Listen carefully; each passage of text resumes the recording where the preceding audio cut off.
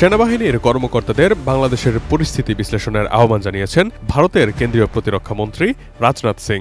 ভারতের প্রতিরক্ষা মন্ত্রী রাজনাথ সিং বাংলাদেশ পরিস্থিতির উপর নজর রাখার জন্য সশস্ত্র বাহিনীকে নির্দেশ দিয়েছে এবং বলেছেন যে কোনো পরিস্থিতি মোকাবেলা করতে হবে।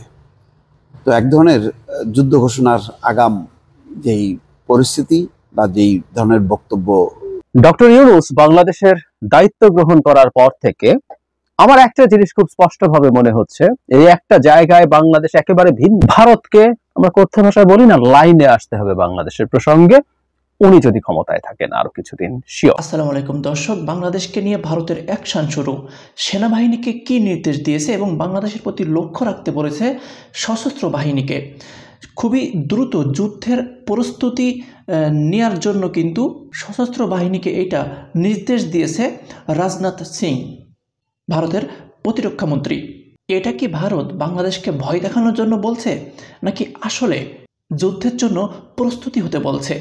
এই বিষয়টি নিয়ে গুরুত্বপূর্ণ আলোচনা করব। এর সাথে সাথে আপনারা জানেন যে ডক্টর ইউনূস ভারতের বিষয়ে বেশ কিছু বক্তব্য দিচ্ছে গতকাল থেকে ভারতের একটি গণমাধ্যমে।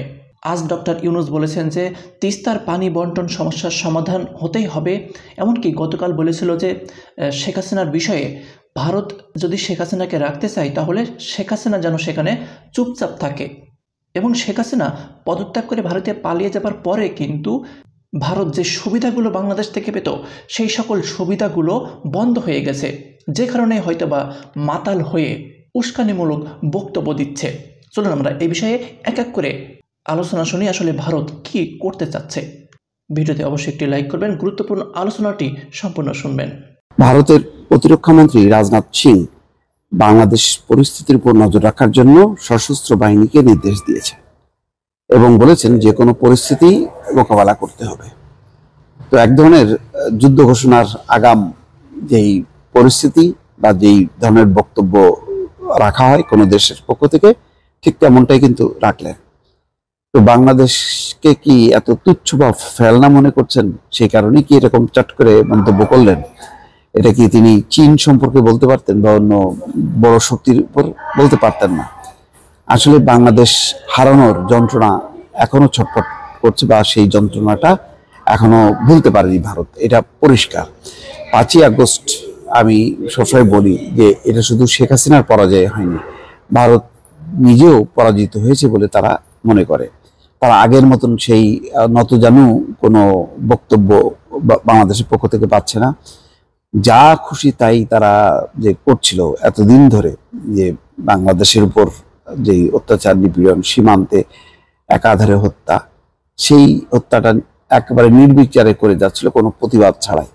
এই প্রথম স্বর্ণা দাস, তার মৃত্যুকে কেন্দ্র করে তাকে যে গুলি করে মারা হয়েছে, তারপরেই কিন্তু বাংলাদেশ কঠিনভাবে প্রতিবাদ করেছে। ডক্টর ইউনূস বলেছে বাংলাদেশ যদি অশান্ত হয় তার পূর্বাঞ্চলও শান্তিতে থাকবে না। তো এগুলি হয়তো ভারত মনে করছে একটা থ্রেট। গতকালকেও ডক্টর মোহাম্মদ ইউনূস বলেছেন যে শুধুমাত্র আওয়ামী লীগই মানে স্থিতিশীলতা আনতে পারে ভারতের জন্য। এই যে ধারণা, এই ধারণাটা ভুল।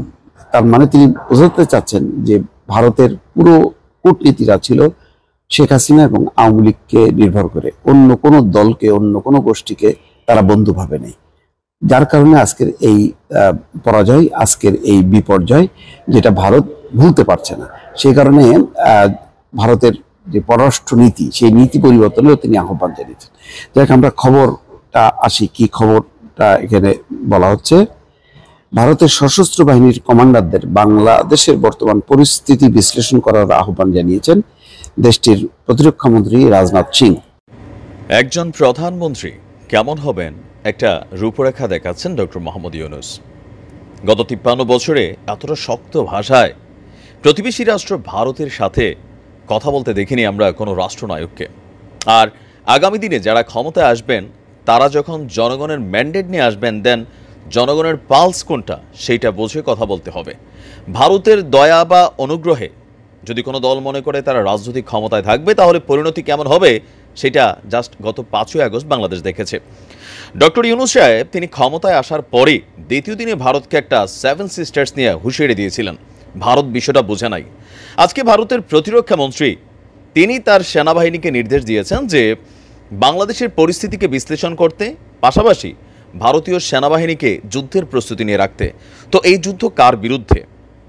চীনের সাথে তো যুদ্ধের প্রশ্নই আসে না, পাকিস্তানের সাথেও মারা খাচ্ছে, তাহলে টার্গেট হয়তো বা বাংলাদেশ, যে কোনো পরিস্থিতিতে তারা কোনো মুভমেন্ট করবে কিনা। তবে ভারতীয় সেনাবাহিনীর উদ্দেশ্যে আজকে ডক্টর ইউনূস সাহেব তিনি একটা বার্তা পাঠিয়েছেন। আর প্রতিরক্ষা মন্ত্রীর এমন বক্তব্য নিয়ে অলরেডি আমাদের বাংলাদেশের পক্ষ থেকেও কিন্তু বেশ কিছু রাজনৈতিক দল এবং যারা আছেন আমজনতা রিয়েকশন দিয়েছেন।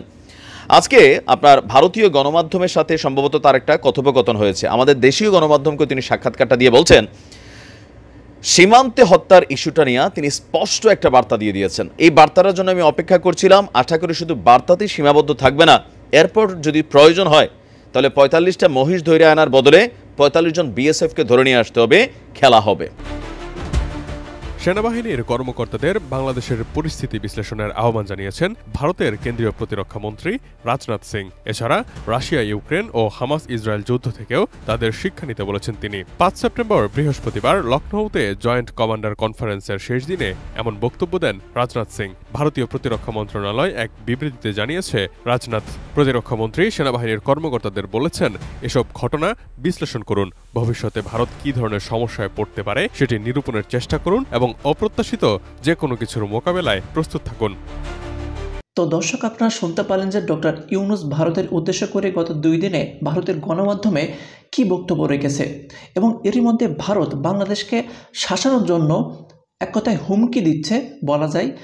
যে ভারতের প্রতিরক্ষা মন্ত্রী রাজনাথ সিং বলেছেন, ভারত একটি শান্তি প্রিয় দেশ, শান্তি রক্ষার জন্য ভারতের সশস্ত্র বাহিনীকে যুদ্ধের জন্য প্রস্তুত থাকতে হবে। তিনি আরও বলেছেন যে চলমান রাশিয়া ইউক্রেন ও ইসরায়েল হামাস সংঘাত এবং বাংলাদেশের বর্তমান পরিস্থিতির কথা উল্লেখ করে রাজনাথ তার দেশের সামরিক কমান্ডারদের এসব ঘটনা প্রবাহ বিশ্লেষণ করার পরামর্শ দেন। এই প্রেক্ষাপটে ভবিষ্যতে ভারত যেসব সমস্যার মুখে পড়তে পারে তা বিচার বিশ্লেষণ করার পরামর্শ দেন। তিনি সামরিক বাহিনীকে অপ্রত্যাশিত ঘটনা মোকাবেলার জন্য প্রস্তুত থাকতে বলেন।